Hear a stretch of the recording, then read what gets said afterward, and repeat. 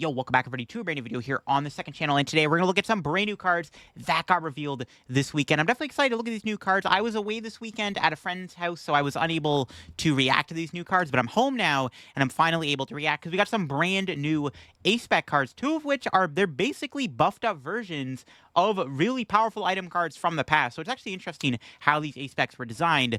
So I'm very interested to react to them and kind of break down my opinions on them, because I think they're actually pretty solid SPEC cards that maybe, just maybe, could rival Prime Catcher and Unfair Stamp. Who knows? But if y'all are excited for the video here on the second channel, make sure to leave a like on the video. If you're new to the channel, make sure to subscribe down below. We're on the road to 16,000 subscribers. And, of course, leave a link to PokeBeach here, the site I'm using down in the description below. And let me know in the comments what you think of these new SPECs and new cards got revealed. So I want to start things off here looking at the translations again for the Sylveon and Stellar Cerulean. These finally got revealed.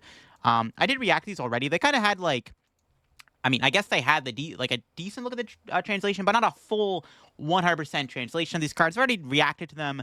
I think Sylveon's okay. I think Cerulean EX is the better one, mainly that Abyssal Flame attack. For 1 fire, does 30 damage, does 20 more damage for each energy in your discard pile. So there could be some fun combos you can make work with that. This is the better of the two EXs, in my opinion, is the Cerulean. But the one card actually that I revealed looks like it's a new Eevee here, which actually has a very broken ability for an evolution. Boosted evolution. If this Pokemon is in the active spot, it can evolve during your first turn or on the turn it was put into play. That's pretty insane. I mean, I'm pretty sure we are getting a bunch of evolution EXs very soon. I think it's going to be part of our November set. If I remember correctly, there was like an announcement that something got trademarked or something like that happened where like a leak came out that we are getting an evolution EX set. I mean, obviously they got to do that, bro. Evolution is print money. What can I tell you? So the fact that we get this Eevee is kind of insane. It has that ability where it can evolve on the turn it was put into play. Now, yeah, it does need to be in the active spot, so you might have to play like a couple switches or something to get this to work, but it's a pretty good ability. I mean, just starting with Eevee is insane. You just open up with it, you can immediately evolve it. It's kind of crazy, and we'll have to see if we get any other good evolution EXs. So far, we just have the Sylveon, which, you know, it's okay. It's not the worst evolution. It's like an okay card. We'll have to see if any other evolutions get revealed and they actually end up being pretty good. Obviously, this ability does not work on VMAX evolutions and expanded, and I just wanted to get that out of the way because that would have been kind of ridiculous if it did. But now we're going to look at the brand new cards here that got revealed. Starting off, we got a new Ho-Oh here. So we got this new Ho-Oh with Shining Blaze. Does 100 damage. If you have any bench Terra Pokemon, this attack does 100 more damage. I mean, it's okay. Maybe could be played in Armor Rouge as like a one-prize attacker. It does do 200 damage, so it's like decent numbers, I guess. Like, it's nothing crazy. You have to have a bench Terra Pokemon. You might want to play this with like Hearthflame Mask, Ogerpon, or something. I will say this, from what I've seen so far, Pokemon are really trying to make Terra Pokemon more interesting, or at least they're trying to do more with the Terra mechanic with these next few sets, which I think is very important because honestly, the Terra rule is kind of underwhelming, I guess the best way to put it. Like, it was never really that interesting. I mean, the only thing they had was like Pokemon had extra types, which was relevant. Like Charizard being a dark type is kind of important. But like, other than that, they weren't anything interesting. Like the Terra effect, you just can't be damaged on the bench. Like, okay, that was like kind of relevant. Like, that's not terrible, to be honest. It was good against like Kyogre and Urshifu, but it just kind of was underwhelming. It was just the same thing over and over again. So it is nice that Pokemon are trying to make Terra Pokemon more interesting, and they're really trying to do more with the mechanic with this new set. Because like I said, the Terra mechanic was kind of lame, to be honest. They could have went a little bit harder with it, but it looks like they're finally, hopefully, learning from their mistakes and maybe making the Terra mechanic a bit more interesting. Speaking of interesting, the more interesting of the single prizers that got revealed here is the brand new Auml here. It's got that ability where its double-edged attack costs 1 psychic energy if you have any Terra Pokemon in play. So from what I gather, the attack requires 4 psychic energy. That's pretty costly. Even like Xatu and Gardevoir would be like, nah, fam. But it does do 230 damage, which is insane numbers. You're knocking out bulkier EXs like Iron Hands and Moon, but the attack gets to be used for 1 psychic energy if there's a Terra Pokemon on your bench. So pretty good. I mean, just bench a random Terra Pokemon, and all of a sudden this thing can hit for 1 energy for 230, I think, which is kind of nuts, to be honest. So, yeah, it's a stage 1, I guess, a bit slower. Meryl's got 6 HP, probably going to have a bad time at a Dragapult, but I mean, it's not a bad attacker. A 1-prizer that can do 230 for 1 energy, it's kind of cracked. And again, there's a lot of big Pokemon that can, you know, not survive a hit from this. Like Iron Hands, for example, can get one-shot by an Azumarill as long as there's a Terra Pokemon on your bench. I don't know the best one. Like, I can't think of any off the top of my head that you'd play, like, other than like maybe an Ogerpon, but we'll have to see on that one. But again, this is where things get really interesting. The brand new SPEC cards, which honestly look kind of silly because of how good they are. So we got Precious Carrier here. Search your deck for any number of basic Pokemon and put them on your bench. That's it. That's all it does. Just grabs a bunch of base Pokemon, puts them on your bench. That's kind of insane, to be honest with you. Being able to fill up your entire bench in one turn is crazy. Like, imagine this card on the first turn of the game. Now, if you go first, you probably can't play this card unless you happen to draw into it. But if you're going second on your first turn, you can Arvin. And in Arvin, you can grab Forest Seal Stone and Precious Carrier and fill up your entire board in a single turn, which is honestly kind of insane. And judging from how the card is spelt, you can grab basic EXs too, which is pretty gross, like pretty good. I mean, bro, you got a Rotom V. Like, imagine this in Charizard. Like, you just go Charmander, Pidgey, Bidoof, Rotom, Manaphy, depending on the matchup, or like a second Charmander. I mean, bro, you're literally like, you set up your board. Like, it's crazy. This card is genuinely insane. Obviously, it's the spiritual successor, kind of, to Battle VIP Pass. That's like the one card everyone compared this card to. Is this is a buffed up VIP. It's not really a buffed up VIP because it's not the same card. It's nowhere near the same card as Battle VIP Pass. But it is taking inspiration. I kind of get the logic behind that.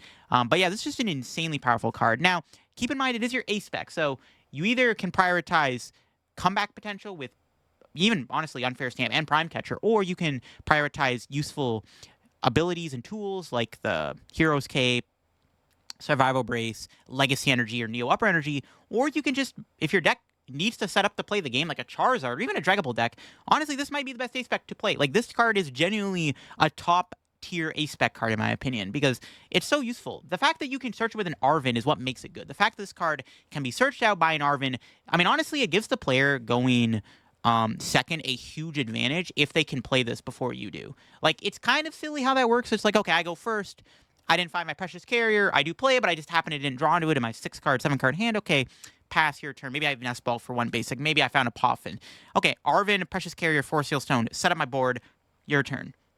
That's kind of insane. So yeah, this card is definitely very, very good. I'm going to see a lot of play, in my opinion. I think it is a very strong A-Spec card, but the strong A-Specs don't stop there. We got Perfect Mixer, which is a buffed up Battle Compressor. Now, Battle Compressor is, in my opinion, one of the strongest items ever printed. That card is bananas good. It is so strong. This card is Battle Compressor, but even better, or, I mean, debatably even worse, depending on how you look at it, because you search deck for up to 5 cards and discard them.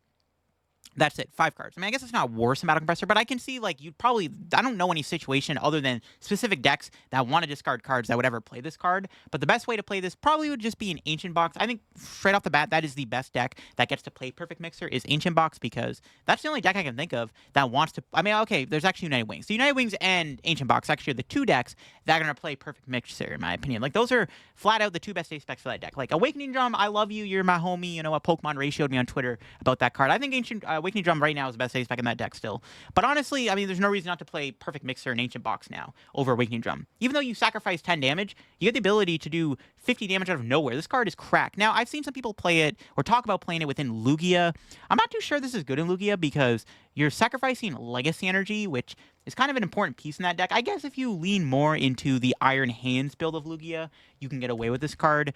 So if you're playing like Earthen Vessel and stuff, and you're less relying on Cinccino and Legacy Energy, but even like Legacy Energy is just such a good card. It's one of the things that makes Lugia such an inherently good deck, is Legacy Energy makes the prize trade skewed so much. It's insane. If you can't counter Legacy Energy at all in your deck, most of the time you just lose to Lugia if Lugia just sets up and blows you up. So I'm not sold on this card in Lugia, but I do think its home is 100% in United Wings and in Ancient Box. Those 2 decks specifically are going to love this card. I don't know any other deck that might play it. I can't think of off the top of my head any like discarding decks out there. This card in Expanded is kind of gross if you were to play Mad Party, United Wings, or Night March. I guess nobody plays Night March anymore. I don't know why I brought up Night March, bro. It's 2024.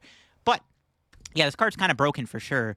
I do think Precious Carrier is the better of the 2 A-Specs, but I do think both these cards are very, very good. This is like actually a huge buff to those discard card do damage type decks, and there are 2 of them in the format that do exist. Can this card fix your Charizard matchup for Ancient Box?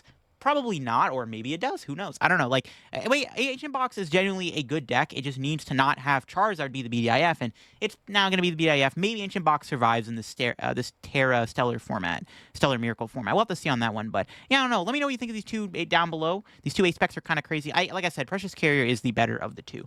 Finally, we're not done with the broken cards yet. We got a brand new card here, the Terra Orb. Search deck for a Terra Pokemon, reveal it, and put it into your hand. I mean, that's it. That's all it does. Just search for any Terra Pokemon.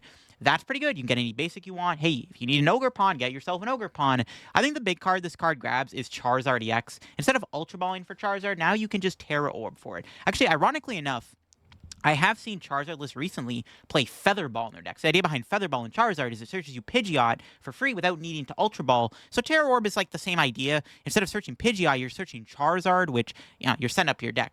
You can also grab Dragapult EX with this, obviously, another really strong effect.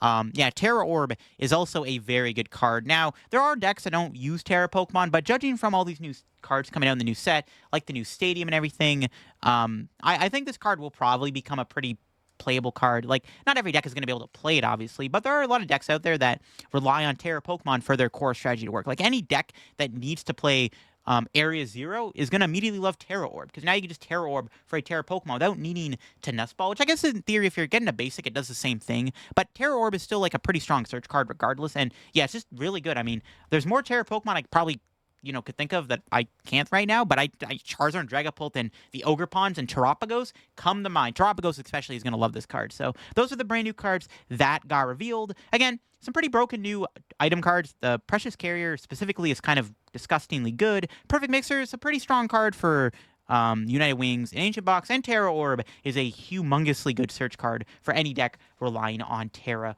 Pokemon. But that'll be for me for today's video here, looking at these new cards. Like I said, I had to react to these cards. I did unfortunately miss it, so I wanted to get that reaction video out ASAP when I got home. And yeah, I'm definitely interested to see how these cards perform. What do you think of them down in the comments below? Hope you enjoyed. If you did, leave a like. Subscribe to the channel if you're new here. We're on the road to 16K subs and all that good stuff. And I'll catch you on the video very soon. Bye-bye.